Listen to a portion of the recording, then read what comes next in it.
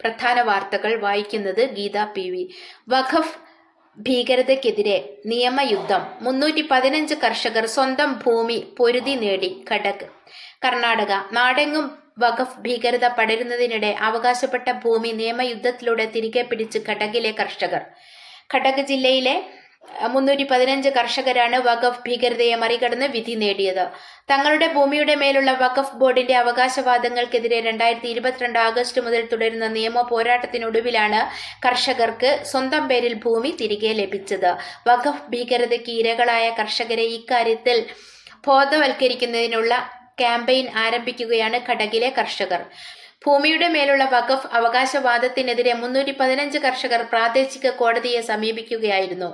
ഭൂമിയുടെ ഉടമസ്ഥാവകാശത്തെ ചൊല്ലിയുള്ള തർക്കം കാരണം പലർക്കും വിള ഇൻഷുറൻസ് നഷ്ടപരിഹാരവും മറ്റ് സർക്കാർ ആനുകൂല്യങ്ങളും നഷ്ടപ്പെട്ടു. 2019 മാർച്ച് 21 തങ്ങളുടെ ഭൂമിക്ക് മേൽ വഖഫ് അവകാശവാദമുണ്ടെന്ന് കർഷകർ മനസ്സിലാക്കിയത്. പൂർവികരിൽ നിന്ന് ലഭിച്ച ഭൂമിക്ക് മേലാണ് വഖഫ് അവകാശവാദം ഉന്നയിച്ചതെന്ന് കർഷകർ ചൂണ്ടിക്കാട്ടുന്നു. 1974 ഭൂപരിഷ്കരണ നിയമത്തിന്റെ അടിസ്ഥാനത്തിലാണ് തങ്ങൾ ഭൂമി പരിശോധിച്ചതെന്ന് കർഷകർ പറഞ്ഞു. ഭൂമി വഖഫ് സ്വത്തുക്കളുടെ പട്ടികയിലാണെന്നറിഞ്ഞ് കോടതിയെ സമീപിക്കുകയായിരുന്നു. 516 കർഷകരാണ് കോടതിയിൽ പോയത്. 315 പേരുടെ ഭൂമി സ്വന്തം പേരിൽ തിരികെ ലഭിച്ചു. ബാക്കിയുള്ളവർ കോടതി ഉത്തരവിനായി കാത്തിരിക്കുകയാണ്, കർഷകർ പറഞ്ഞു. എബ്രഹാം ലിങ്കന്റെ വിഖ്യാതമായ ജനാധിപത്യ പ്രസംഗത്തിന് നവംബർ 19 161 വർഷം തികയുന്നു. ജനങ്ങളാൽ ജനങ്ങൾക്ക് വേണ്ടി. Roy P Thomas. ജനാധിപത്യത്തിന് എക്കാലത്തെയും ഉത്തമമായ നിർവചനം നൽകി അബ്രഹാം ലിങ്കൺ നടത്തിയ പ്രസംഗമാണ് ഗാറ്റിസ്ബർഗ് പ്രസംഗം. 1863 നവംബർ 19 പെൻസിൽവേനിയയിലെ ഗാറ്റിസ്ബർഗിൽ US പ്രസിഡന്റ് ലിങ്കൺ നടത്തിയ പ്രസംഗത്തിന്റെ അവസാനമാണ് പ്രസിദ്ധമായ ആ വിശേഷണം അദ്ദേഹം ഉപയോഗിച്ചത്. ജനങ്ങളാൽ ജനങ്ങൾക്ക് വേണ്ടി ജനങ്ങളുടെ ഭരണകൂടം, government of the people by the people for the people എന്നതായിരുന്നു അത്. അമേരിക്കൻ ആഭ്യന്തര യുദ്ധ 1861-65 വഴിത്തിരിവായി മാറിയ ഗാറ്റിസ്ബർഗ് യുദ്ധത്തിൽ 1863 കോൺഫെഡറേറ്റ് സേന കീഴടങ്ങിയിരുന്നു.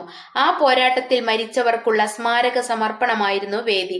അവിടെ വെച്ച് ലിങ്കൺ 2 മിനിറ്റ് മാത്രം സമയമെടുത്ത് നടത്തിയ 272 വാക്കുകളാണ് ചരിത്രപ്രസിദ്ധമായ ഗാറ്റിസ്ബർഗ് പ്രസംഗം എന്നറിയപ്പെടുന്നത്. ദൈവത്തിനു കീഴിൽ ഈ രാജ്യം സ്വാതന്ത്ര്യത്തിലേക്ക് പുനർജനിക്കും. ജനങ്ങളാൽ ജനങ്ങൾക്കു വേണ്ടിയുള്ള ജനങ്ങളുടെ ഭരണകൂടം ഭൂമിയിൽ ഒരിക്കലും നശിക്കുകയില്ല എന്ന വാചകത്തോടെയാണ് ലിങ്കൺ ആ പ്രസംഗം ഉപസംഹരിച്ചത്. 1865 ഏപ്രിൽ 9 കോൺഫെഡറേറ്റ് സേന കീഴടങ്ങിയതോടെ ആഭ്യന്തര യുദ്ധം അവസാനിച്ചു. ഏപ്രിൽ 14 വാഷിംഗ്ടണിലെ ഫോർഡ് തിയേറ്ററിൽ അവർ അമേരിക്കൻ കസിൻ എന്ന നാടകം കാണവേ അദ്ദേഹത്തിന് വെടിയേറ്റു. കോൺവിൽസ് ബൂത്ത് ആണ് നിറയൊഴിച്ചത്. പിറ്റേന്ന് ലിങ്കൺ അന്തരിച്ചു. അമേരിക്കൻ ആഭ്യന്തര യുദ്ധത്തിന് വഴിതെളിച്ച അടിമത്ത നിരോധനത്തിന് പ്രചോദനം നൽകിയ ഒരു നോവലിനെ പറ്റി അറിയാം. അങ്കിൾ ടോംസ് ക്യാബിൻ എന്നാണ് നോവലിന്റെ പേര്. ഹാരിയറ്റ് ബീച്ചർ സ്റ്റോവ് എന്ന വനിതയാണ് അത് രചിച്ചത്.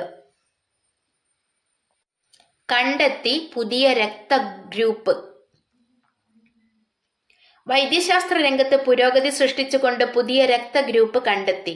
ബ്രിട്ടനിലെ NHS ശാസ്ത്രജ്ഞർ കണ്ടെത്തിയ രക്തഗ്രൂപ്പിന് MAL എന്നാണ് നാമകരണം ചെയ്തിട്ടുള്ളത്. NHS blood and transplant, NHST, Bristol university എന്നിവിടങ്ങളിലെ ഗവേഷകരാണ് ഇതിനു പിന്നിൽ പ്രവർത്തിച്ചത്. 1972 കണ്ടെത്തിയ ANWJ ആന്റിജനിൽ നടത്തിയ പരീക്ഷണങ്ങളാണ് 50 വർഷത്തിനു ശേഷമുള്ള പുതിയ കണ്ടെത്തലിലേക്ക് നയിച്ചത്. ലോകമെമ്പാടുമുള്ള ഒട്ടേറെ അപൂർവ രോഗികൾക്ക് പ്രയോജനപ്രദമാകുന്ന കണ്ടെത്തലാണിത്. അപൂർവ രക്തഗ്രൂപ്പ് ഉള്ളവരെ കണ്ടെത്താനും രക്തം നൽകുമ്പോഴും സ്വീകരിക്കുമ്പോഴും സംഭവിക്കാവുന്ന പ്രയാസങ്ങൾ പരിഹരിക്കാനും പുതിയ കണ്ടെത്തൽ സഹായകരമാകും. അമേരിക്കൻ സൊസൈറ്റി ഓഫ് ഹെമറ്റോളജിയുടെ ജേണലായ ബ്ലഡിലാണ് ഇതു സംബന്ധിച്ച പഠനം പ്രസിദ്ധീകരിച്ചത്. കേരളത്തിൽ പുതിയ വികസന പദ്ധതികൾ വരും. ജോർജ് കുര്യൻ. കൂടുതൽ വന്ദേ ഭാരത് എക്സ്പ്രസുകൾ. കോട്ടയം. കേരളത്തിലേക്ക് പുതിയ വികസന പദ്ധതികൾ വരാനിരിക്കുകയാണെന്നും അതിന് കേന്ദ്ര സർക്കാർ പ്രതിജ്ഞാബദ്ധമാണെന്നും കേന്ദ്രമന്ത്രി ജോർജ് കുര്യൻ. കോട്ടയം റെയിൽവേ സ്റ്റേഷനിലെ 2ാം പ്രവേശന കവാടവും പുതിയ ടിക്കറ്റ് ബുക്കിംഗ് ഓഫീസും എക്സലേറ്ററും ഉദ്ഘാടനം ചെയ്യുകയായിരുന്നു അദ്ദേഹം.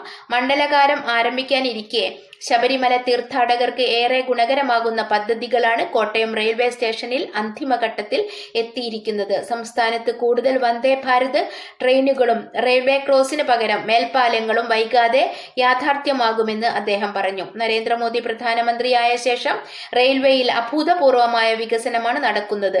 കോട്ടയത്ത് ശബരിമല തീർത്ഥാടകരുടെ തിരക്ക് കൂടി കണക്കിലെടുത്താണ് 2ാം കവാടം സജ്ജമാക്കുന്നത്.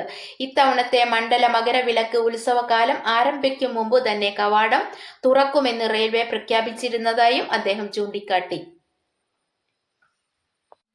രേവതി പട്ടത്താനം ഇന്ന്.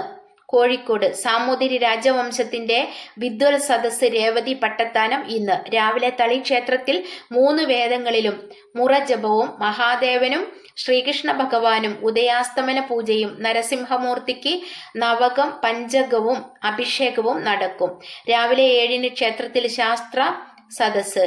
8-ന് കൂടല്ലൂർ നമ്പൂതിരിപ്പാട് നയിക്കുന്ന വേദപണ്ഡിതന് സാമൂതിരി രാജാവ് പണക്കിഴി നൽകി ആദരിക്കും.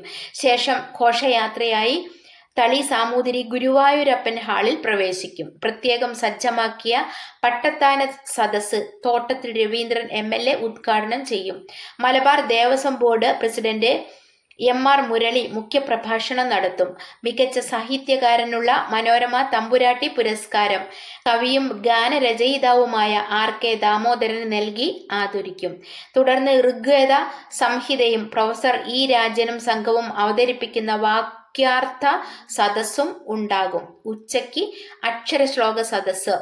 ദക്ഷിണാമൂർത്തി സങ്കല്പം എന്ന വിഷയത്തിൽ വയപ്രം വാസുദേവ പ്രസാദിന്റെയും കോഴിക്കോടിന്റെ സംസ്കൃത പാരമ്പര്യം എന്ന വിഷയത്തിൽ ഡോക്ടർ സുധേവ് കൃഷ്ണശർമ്മയുടെയും പ്രഭാഷണം ഉണ്ടാകും. വൈകിട്ട് 5-ന് സമാപന സമ്മേളനത്തിൽ MK രാഘവൻ MP മുഖ്യ അതിഥിയാകും. Guruvayur Devaswom board chairman doctor VK Vijayan മുഖ്യപ്രഭാഷണം നടത്തും. ഭാരതം ലോകത്തിന്റെ ഡ്രോൺ ഹബാകും. രാജ്നാഥ് സിംഗ്. ന്യൂഡൽഹി. അതിർത്തിയിൽ മാത്രമല്ല എല്ലാ മേഖലകളിലെയും സുരക്ഷ ശക്തമാക്കാൻ കേന്ദ്ര സർക്കാർ പ്രതിജ്ഞാബദ്ധമാണെന്ന് പ്രതിരോധ മന്ത്രി Rajnath Singh. Manohar Parrikar institute for defence studies and അനാലിസിസിലെ ഡിഫൻസ് ഡയലോഗ് എന്ന പരിപാടിയിൽ പങ്കെടുക്കുകയായിരുന്നു അദ്ദേഹം. അതിർത്തിയിലെ ഭീകരതയും സൈബർ ആക്രമണവും അടക്കം ഭാരതം വിവിധ സുരക്ഷാ വെല്ലുവിളികൾ നേരിടുന്നുണ്ട്. എന്നാൽ ഇതെല്ലാം ശക്തമായി നേരിടുന്നതിന് അഡാപ്റ്റീവ് ഡിഫൻസ് കൊണ്ടുവരാനുള്ള ശ്രമത്തിലാണ് രാജ്യം. മുൻകൂട്ടി കണ്ട് ഇവ ചെറുത്ത് വെല്ലുവിളി ഇല്ലാതാക്കുന്ന രീതിയാണിത്. ഭാവിയിലെ എല്ലാ വെല്ലുവിളികളെയും പ്രതിരോധിക്കുന്നതിനുള്ള ഉത്തമ മാർഗമാണിത്, അദ്ദേഹം പറഞ്ഞു. ഗ്രേ സോണിൽ അതുകൊണ്ട് തന്നെ നൂതന സാങ്കേതിക വിദ്യകൾ പ്രതിരോധ മേഖലയിൽ കൊണ്ടുവരണം. ലോകത്തിന്റെ ഡ്രോൺ ഹബ്ബായി മാറാനുള്ള ലക്ഷ്യത്തിലാണ് ഭാരതം. ഇത് നമ്മുടെ സമ്പദ് വ്യവസ്ഥയുടെ പുരോഗതിക്കും ആത്മനിർഭർ ഭാരതത്തിന്റെ ഭാഗമായുള്ള മേക്ക് ഇൻ ഇന്ത്യ പദ്ധതിക്കും മുതൽക്കൂട്ടാകും. ഭാരതത്തെ ലോകത്തിന്റെ ഡ്രോൺ ഹബ്ബാക്കി മാറ്റാൻ സർക്കാർ നിരവധി സംരംഭങ്ങൾ നടപ്പാക്കിയിട്ടുണ്ട്. വിവിധ പദ്ധതികളുടെ സഹായത്തോടെയുള്ള കണ്ടെത്തലുകൾക്ക് പ്രതിഫലവും സർക്കാർ വാഗ്ദാനം ചെയ്യുന്നുണ്ട്. ഡ്രോണുകളും പുത്തൻ സാങ്കേതിക വിദ്യകളും യുദ്ധരീതികളിലും തന്ത്രങ്ങളിലും മാറ്റങ്ങൾ കൊണ്ടുവന്നിട്ടുണ്ട്. കര, ജലം, വായു എന്നീ 3 തലങ്ങളെ അടിസ്ഥാനമാക്കിയുള്ള പഴയ യുദ്ധ രീതി തന്നെ മാറിയിരിക്കുന്നു. സാങ്കേതിക വിദ്യയുടെ വളർച്ചയും ഡ്രോണുകളുടെ കണ്ടുപിടുത്തവും പ്രതിരോധ മേഖലയിലും പ്രതിഫലിച്ചു. ഭാരതം നിലവിൽ 100-ലധികം രാജ്യങ്ങൾക്കായി പ്രതിരോധ ഉപകരണങ്ങൾ കയറ്റുമതി ചെയ്യുന്നുണ്ട്. 2023-2024 അമേരിക്ക, ഫ്രാൻസ്, അർമേനിയ എന്നീ രാജ്യങ്ങൾക്ക് വേണ്ടി രാജ്യം പ്രതിരോധ ഉപകരണങ്ങൾ കൂടുതലും നൽകിയിട്ടുള്ളത്. 2029 50,000 കോടി രൂപയുടെ പ്രതിരോധ കയറ്റുമതി എന്ന ലക്ഷ്യം കൈവരിക്കാനാണ് കേന്ദ്ര സർക്കാരിന്റെ ലക്ഷ്യമെന്നും കേന്ദ്രമന്ത്രി കൂട്ടിച്ചേർത്തു. പേറ്റന്റ്, ട്രേഡ് മാർക്ക് ആദ്യ 10-ൽ ഇടം പിടിച്ച് ഭാരതം. ന്യൂഡൽഹി. ഭൗതിക സ്വത്ത് സൂചകങ്ങൾ സംബന്ധിച്ച് ആഗോള ഇന്റലക്ച്വൽ പ്രോപ്പർട്ടി ഓർഗനൈസേഷന്റെ റാങ്കിങ്ങിൽ ആദ്യ 10 ഇടം പിടിച്ച് ഭാരതം 15.7% വളർച്ചയോടെയാണ് അത്. Patent, trade mark, industrial design തുടങ്ങിയ ഘടകങ്ങളിൽ വലിയ മുന്നേറ്റമാണ് രാജ്യം നടത്തിയത്. ബൗദ്ധിക സ്വത്തവകാശ മേഖലയിൽ ഗണ്യമായ പുരോഗതി കൈവരിച്ച രാജ്യം പുതിയ നാഴികക്കല്ലുകൾ കൈവരിക്കുകയാണ്. പേറ്റന്റുകൾ കരസ്ഥമാക്കുന്നതിൽ ലോകത്ത് 6ാം സ്ഥാനത്തേക്ക് ഭാരതമെത്തി. 64,480 അപേക്ഷകളാണ് കഴിഞ്ഞ വർഷം സമർപ്പിച്ചത്. ട്രേഡ് മാർക്ക് മേഖലയിൽ 60% വളർച്ചയും കൈവരിച്ചിട്ടുണ്ട്. ആഗോളതലത്തിൽ 4ാം സ്ഥാനത്താണ് ട്രേഡ് മാർക്ക് മേഖലയിൽ രാജ്യമെത്തിയത്. ലോകത്തിലെ 2ാമത്തെ വലിയ നമ്പർ ട്രേഡ് മാർക്ക് രജിസ്ട്രേഷൻ നടക്കുന്നത് ഭാരതത്തിലാണ്. രാജ്യത്തെ ആഗോള ഇന്നൊവേഷൻ ലീഡർ ആക്കുക എന്ന ലക്ഷ്യത്തോടെയുള്ള കേന്ദ്ര സർക്കാർ സംരംഭങ്ങളുടെ സ്വാധീനം റെസിഡന്റ് ഫയലിംഗിലെ വലിയ വർധന തെളിയിക്കുന്നു. മുൻ മന്ത്രി എം.ടി. പത്മ അന്തരിച്ചു. കോഴിക്കോട് മുൻ മന്ത്രിയും കോൺഗ്രസ് നേതാവുമായ എം.ടി. പത്മ 81 വയസ്സ് അന്തരിച്ചു.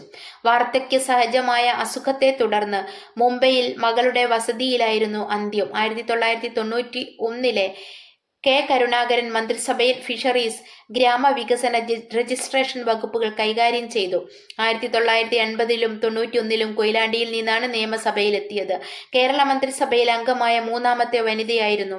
KSUവിലൂടെയാണ് രാഷ്ട്രീയത്തിലെത്തിയത്. KSU സംസ്ഥാന വൈസ് പ്രസിഡന്റ്, KPCC അംഗം, മഹിളാ കോൺഗ്രസ് സംസ്ഥാന general secretary, Kozhikode DCC secretary, treasurer എന്നീ നിലകളിൽ പ്രവർത്തിച്ചു. 1999-ൽ പാലക്കാട് നിന്ന് 2004-ൽ വടകരയിൽ നിന്നും ലോക്സഭയിലേക്ക് മത്സരിച്ചെങ്കിലും പരാജയപ്പെട്ടു. 2010-ൽ കോഴിക്കോട് കോർപ്പറേഷനിലേക്ക് കോൺഗ്രസ് കൗൺസിലറായി തെരഞ്ഞെടുക്കപ്പെടുകയും പ്രതിപക്ഷ നേതാവാകുകയും ചെയ്തു. കണ്ണൂർ മുണ്ടൂക്ക് A. ഗോവിന്ദന്റെയും CT കൗസല്യയുടെയും മകളാണ് ഭർത്താവ്. പരേതനായ രാധാകൃഷ്ണൻ, മക്കൾ ബിന്ദു രാധാകൃഷ്ണൻ, അർജുൻ രാധാകൃഷ്ണൻ, മരുമക്കൾ ശശിധരൻ, OP അസ്വിത, സഹോദരങ്ങൾ ചന്ദ്രമതി, പരേതരായ സുശീല, സതി, ഭാനുമതി, ജയലക്ഷ്മി. മൃതദേഹം ഇന്ന് പകൽ 2:30-ന് കരിപ്പൂരിൽ എയർപോർട്ടിൽ എത്തിക്കും. തുടർന്ന് DCCയിൽ പൊതുദർശനം. നാളെ രാവിലെ ഗാന്ധി റോഡിന് സമീപമുള്ള വീട്ടിലും പൊതുദർശനമുണ്ടാകും. സംസ്കാരം രാവിലെ 11-ന് വെസ്റ്റ് ഹിൽ ശ്മശാനത്തിൽ. ജനവിധി ഇന്ന്. മണ്ഡലത്തിൽ 14 ലക്ഷം വോട്ടർമാർ. കൽപ്പറ്റ.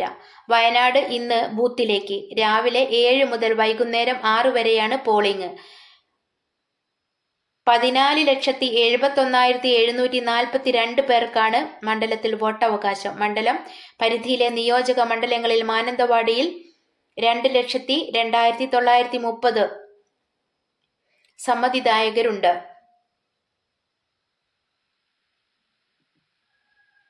ബത്തേരി 2,27,489, കൽപ്പറ്റ 2,10,760, തിരുവമ്പാടി 1,84,808, ഏറനാട് 1,84,986, നിലമ്പൂർ 2,26,541, വണ്ടൂർ 2,34,228. കൂടാതെ ആകെ 2004 സർവീസ് വോട്ടർമാരാണ് മണ്ഡലത്തിലുള്ളത്. 11 ബൂത്തുകൾ പ്രത്യേക സുരക്ഷാ പട്ടികയിലുണ്ട്. ഇവിടെ വെബ്കാസ്റ്റിംഗ് ഉൾപ്പെടെ സൗകര്യം ഏർപ്പെടുത്തിയിട്ടുണ്ട്. പോളിംഗ് സാമഗ്രികളുടെ വിതരണം Mananthavady saint Patrick higher secondary school, Bathery saint Mary's college, Kalpetta SKMJ high school, Koodathai saint Mary's LP school, Manjeri Chullakkad GUP school, Mayiladi Amal college എന്നിവിടങ്ങളിൽ നടന്നു. വോട്ടിംഗ് സാമഗ്രികളുടെ സ്വീകരണവും ഇതേ കേന്ദ്രങ്ങളിൽ നടക്കും. വോട്ടവകാശ വിനിയോഗം. ഭാരതം ദക്ഷിണാഫ്രിക്ക മുന്നിലെത്താൻ സെഞ്ചുറിയനിൽ. സൂര്യകുമാർ യാദവിന് കീഴിൽ ഭാരതപ്പട ഇന്ന് ദക്ഷിണാഫ്രിക്കയ്ക്കെതിരെ 3ാം T20 പോരിന്. 4 മത്സര പരമ്പരയിൽ ഇന്ന് ജയിച്ച് ലീഡ് പിടിച്ചെടുക്കാനായിരിക്കും ഇരു ടീമുകളും ഇറങ്ങുക. പരമ്പരയിലെ ആദ്യ 2 മത്സരങ്ങൾ കഴിയുമ്പോൾ ഇരു ടീമുകളും ഓരോ മത്സരങ്ങൾ ജയിച്ച് ഒപ്പത്തിനൊപ്പം നിൽക്കുകയാണ്. കഴിഞ്ഞ മത്സരം നടന്ന ഖബർഹയിലെ അതേ സ്വഭാവമാണ് ഇന്നത്തെ കളി നടക്കുന്ന സെഞ്ചുറിയനിലേതും. നല്ലപോലെ ബൗൺസും വേഗതയും ലഭിക്കുന്ന പിച്ച് ആണ് ഇവിടത്തേത്. കഴിഞ്ഞ മത്സരത്തിൽ വേഗം പുറത്തായെങ്കിലും സഞ്ജു വി സാംസണിന്റെ ഫോം പ്രതീക്ഷ നൽകുന്നതാണ്. ഓപ്പണർമാർക്ക് പിന്നാലെ മധ്യനിരയിൽ നായകൻ സൂര്യൻ കുമാർ യാദവും തിലക് വർമ്മയും കരുതലോടെ കളിക്കാൻ കെൽപ്പുള്ള താരങ്ങളാണ്. ബിലോ മിഡിൽ ഓർഡർ പൊസിഷനിലുള്ള ഹാർദിക് പാണ്ഡ്യ, റിങ്കു സിംഗ് എന്നിവരും ഫോമിലേക്ക് ഉയർന്നാൽ മികച്ച സ്കോർ കണ്ടെത്താൻ ഭാരത ടീമിന് സാധിക്കും. കഴിഞ്ഞ കളിയിൽ ഹാർദിക് പുറത്താകാതെ 39 റൺസ് എടുത്ത് മികവ് കാട്ടിയെങ്കിലും ഒത്തിരി പന്തുകൾ നേരിട്ടുവെന്ന ആക്ഷേപം നിലനിൽക്കുന്നുണ്ട്. ഭാരതത്തിനായി ലെഗ് സ്പിന്നർ വരുൺ ചക്രവർത്തി കഴിഞ്ഞ മത്സരത്തിൽ 5 വിക്കറ്റ് നേട്ടവുമായി കസറിയിരുന്നു. താരത്തിന്റെ പ്രകടനം ഹോക്കിയിൽ തുടർ വിജയവുമായി ഭാരത വനിതകൾ. രാജ്ഗിർ ഏഷ്യൻ ചാമ്പ്യൻസ് ട്രോഫി വനിതാ ഹോക്കിയിൽ ഭാരതത്തിന് വിജയ തുടർച്ച. രണ്ടാം മത്സരത്തിൽ ഇന്നലെ കൊറിയയെ 2-നെതിരെ 3 ഗോളുകൾക്ക് ഭാരതം വിജയിച്ചു. ഇരട്ട ഗോളുമായി ദീപികയും 1 ഗോൾ സംഭാവന ചെയ്ത് സംഗീതകുമാരിയും വിജയത്തിൽ പ്രധാനികളായി. കളി തുടങ്ങി 3-ാം മിനിറ്റിൽ സംഗീതയിലൂടെയാണ് ഭാരതം അക്കൗണ്ട് തുറന്നത്. 20-ാം മിനിറ്റിൽ ലീഡ് ഉയർത്തി നിൽക്കെ 34-38 മിനിറ്റുകളിൽ ഗോളുകൾ നേടിക്കൊണ്ട് കൊറിയ സമനില പിടിച്ച് ഭാരതത്തെ വെല്ലുവിളിച്ചു. ഒടുവിൽ 57-ാം മിനിറ്റിൽ വിജയ ഗോൾ നേടി ഭാരതം മത്സരം സ്വന്തമാക്കി. ആദ്യ മത്സരത്തിൽ മലേഷ്യക്കെതിരെ ഭാരതം വമ്പൻ വിജയമാണ് നേടിയത്. 4.0. Executive sales and operations 1000 ഒഴിവുകളുമായി IDBI bank. വിശദ വിവരങ്ങൾ അടങ്ങിയ വിജ്ഞാപനം www.idbibank.in കരിയറിൽ. ബിരുദക്കാർക്ക് അപേക്ഷിക്കാം. പ്രായപരിധി 20-25 വയസ്സ്. അപേക്ഷാ ഫീസ് 1050 രൂപ. SC ST PWBD വിഭാഗങ്ങൾക്ക് 250 രൂപ. ഓൺലൈൻ രജിസ്ട്രേഷൻ നവംബർ 16 വരെ. IDBI ബാങ്ക് ലിമിറ്റഡ് പരസ്യ നമ്പർ 9/2024-25 പ്രകാരം executive sales and operations ESO തസ്തികയിൽ നിയമനത്തിനായി അപേക്ഷകൾ ക്ഷണിച്ചു. നവംബർ 16 വരെ ഓൺലൈനായി രജിസ്റ്റർ ചെയ്യാം. വിശദ വിവരങ്ങൾ അടങ്ങിയ വിജ്ഞാപനം www.idbibank.in കരിയറിൽ ലഭ്യമാണ്. കരാർ അടിസ്ഥാനത്തിലാണ് നിയമനം. ആകെ 1000 ഒഴിവാണ് ഉള്ളത്. General 448, ST 94, SC 127, OBC 231, EWS 100. ഭിന്നശേഷിക്കാർക്ക് PWBD 40 ഒഴിവുകളിൽ നിയമനം ലഭിക്കും. യോഗ്യത ഏതെങ്കിലും ഡിസിപ്ലിനിൽ അംഗീകൃത സർവകലാശാല ബിരുദം. കമ്പ്യൂട്ടർ IT പ്രാവീണ്യം ഉണ്ടായിരിക്കണം. പ്രായപരിധി 20-25 വയസ്സ്. 1999 ഒക്ടോബർ 2-ന് മുമ്പോ 2004 ഒക്ടോബർ 1-ന് ശേഷമോ ജനിച്ചവരാകരുത്. SC ST വിഭാഗത്തിന് 5 വർഷം, OBC നോൺ ക്രീമിലിയർ വിഭാഗങ്ങൾക്ക് 3 വർഷം, ഭിന്നശേഷിക്കാർക്ക് 10 വർഷം, വിമുക്ത ഭടന്മാർക്കും മറ്റും 5 വർഷം എന്നിങ്ങനെ പ്രായപരിധിയിൽ ഇളവുണ്ട്. അപേക്ഷാ ഫീസ് 1050 രൂപ. SC or ST or PWBD വിഭാഗങ്ങൾക്ക് 250 രൂപ. ബാങ്ക് ട്രാൻസാക്ഷൻ ചാർജ് കൂടി നൽകേണ്ടി വരും. Debit or credit card, internet banking, mobile wallet മുഖാന്തിരം ഫീസ് അടയ്ക്കാം. ഓൺലൈൻ അപേക്ഷാ സമർപ്പണത്തിനുള്ള നിർദ്ദേശങ്ങൾ വിജ്ഞാപനത്തിലുണ്ട്.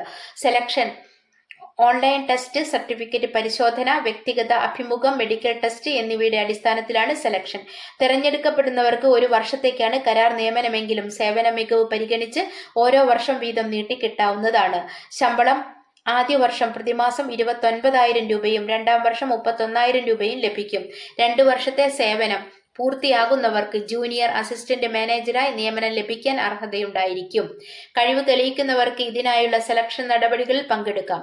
ജൂനിയർ അസിസ്റ്റന്റ് മാനേജരായി നിയമനം ലഭിക്കുന്നവർക്ക് ഏകദേശം 6.50 ലക്ഷം രൂപ വാർഷിക